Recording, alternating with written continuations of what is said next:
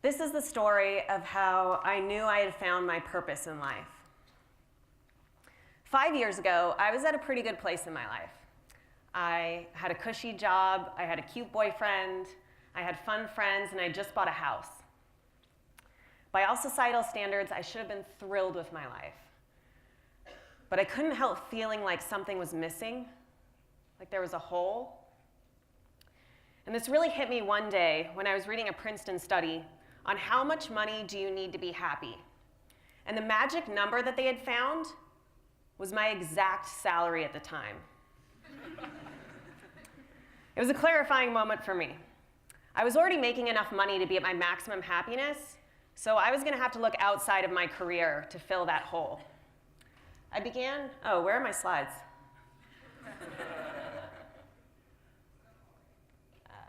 Oh, hey, there I am. I began to think about what I cared about, and I had always loved animals. I'd been raised eating meat, though. If you asked me when I was a teenager what my favorite food was, I would have said steak.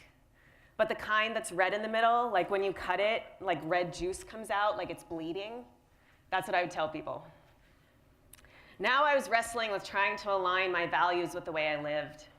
And I realized that my love of animals didn't coincide with me eating meat, which was their dead body.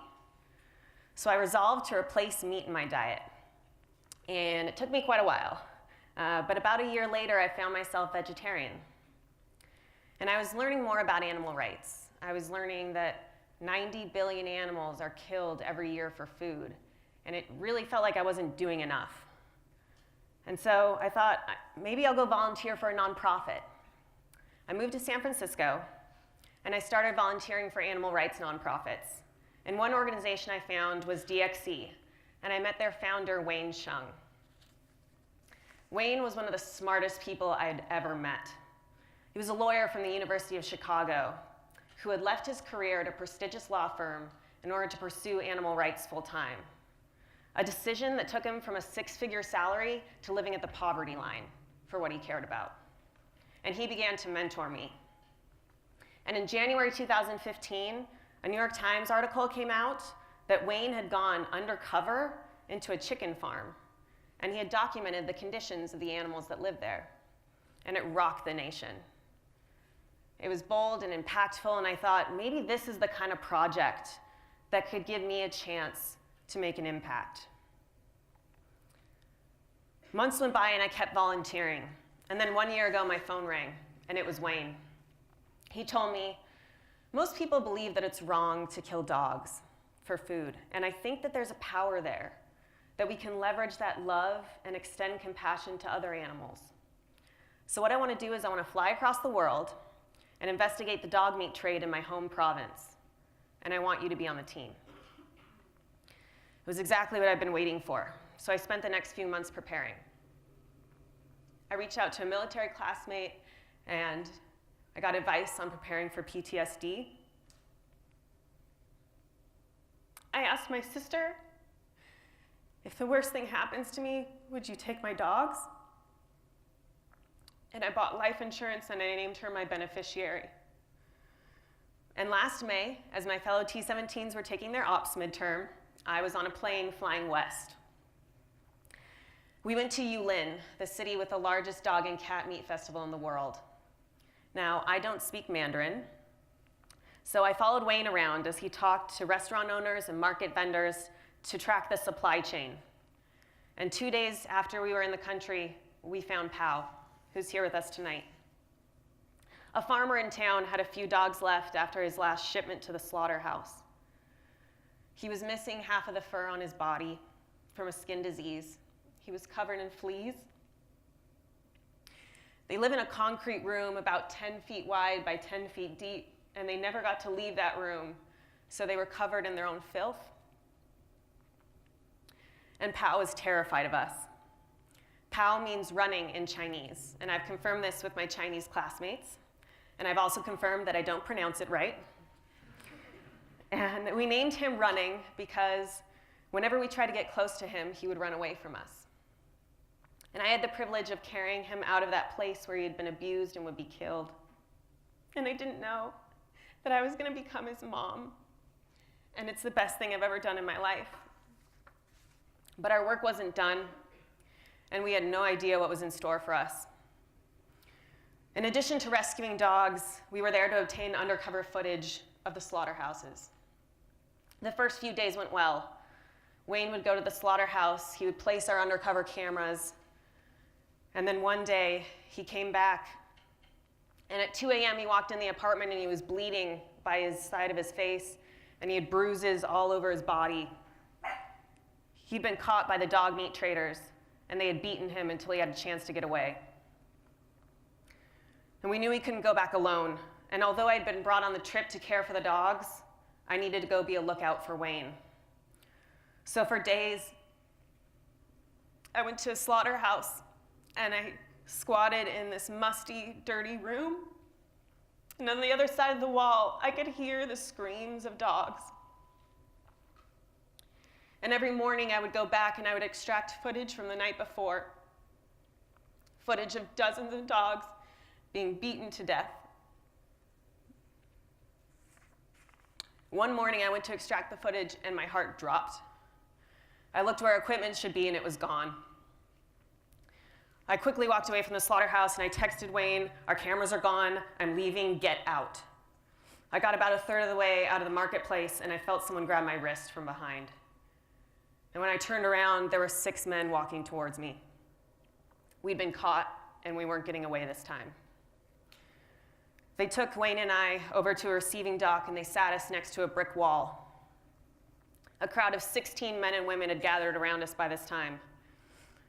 2 of the men disappeared inside of the warehouse. When they emerged, they were holding metal poles in their hands. And I recognized those poles from our undercover footage. They were what they used to beat the dogs to death. I looked over at the slaughterhouse, and I thought of the lives of the animals there. I thought of the cause that I'd been fighting for years that brought me to this place. And in that moment, when I should have been terrified, when I should have thought, today's the day that I'm gonna die, the strangest thing happened. All I felt was a wave of calm come over me. In that moment, I received total assurance that this cause was worth risking my physical safety. And if fighting for animal rights required my life, I accepted that. The police arrived and they handcuffed us and they put us in the back of a van. They separated me from Wayne. I was strip searched. And I was placed in an interrogation room with a chair like this one, called a tiger chair. And for the next 20 hours, I was moved between interrogation rooms and a jail cell and asked questions by the police through interpreters. Meanwhile, they raided our apartment. They confiscated our laptops, our cameras, and our hard drive, and they wiped them clean of the footage. And despite what was happening to me, the threat of being put in jail for years, of losing my freedom, the most terrifying part of being arrested was what the police would do with Pau and his brothers. Our team member managed to convince our landlady to watch over them, and the police left them alone. At 2 a.m., the police came into my jail cell and said they decided they were going to deport us, and we had 3 days to get out of the country. And we were okay with that. It took us 2 days to get back to San Francisco, and we couldn't relax or breathe until we had the dogs back in our arms. I'm going to share with you a 1-minute video now so you can see where Pau came from, and you'll get to see Wayne and myself in a dog meat farm.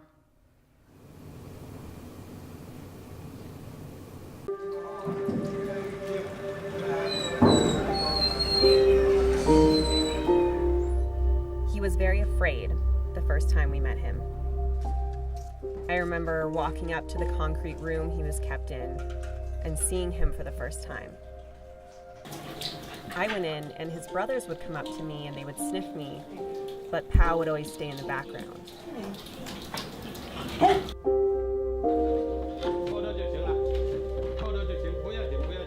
And I got to carry him out of there. I got to carry him into the sunlight for the first time. We cut away his fur and we treated him. He was very scared of being outside. The world was suddenly so much bigger. He learned what toys are.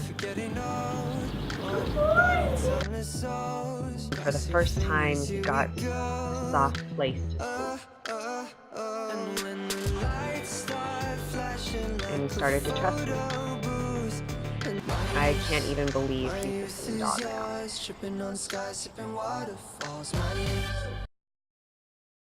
Since Julianne, I have been on teams, showed the inside of the turkey farm that supplies the White House, the pig farm that supplies hot dogs to the LA Dodgers, and egg farms across the country. And now I wake up every morning with this spunky, brave, healthy boy barking at me for attention. And every morning I wake up with a clear understanding of my purpose, with no more hole.